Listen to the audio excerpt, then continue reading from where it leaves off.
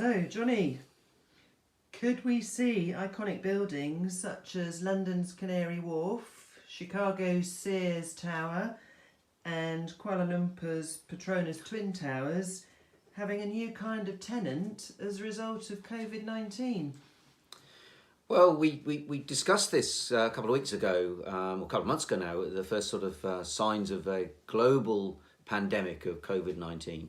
And indeed, it does seem that whilst it's probably unlikely we're going to see national lockdowns of economies, we're certainly seeing pockets of COVID-19 breaking out in the UK and the Midlands. We've seen obviously Melbourne in Australia, continual problems in the USA.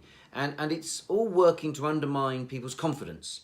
And what we're potentially likely to see is some of these iconic buildings, are we going to see a change in tenants? So will we see, for example, vertical farming, whereby they'll start growing salad crops inside Canary Wharf? Because as people are using blockchain technology and with a QR code to actually understand where their produce has come from and what the global footprint of, as people become more and more concerned and more mindful of ESG qualities, are we going to see potential redundant space in the Sears Tower, in the Petronas Towers, as you're talking about, in the Canary Wharf? Are we going to see them having new tenants? Because we could find the demand for office space dramatically being reduced as more and more people are working from home.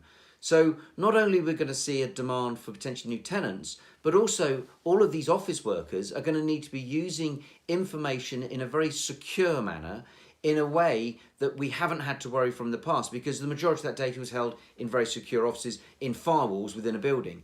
But this is where I think we're going to see a greater demand for blockchain technology, because we're going to require people to share data and use information in remote locations, working from home, as opposed to central offices. It may only be 2 or 3 days a week, but the overall demand for office space is likely to be seriously impacted going forward.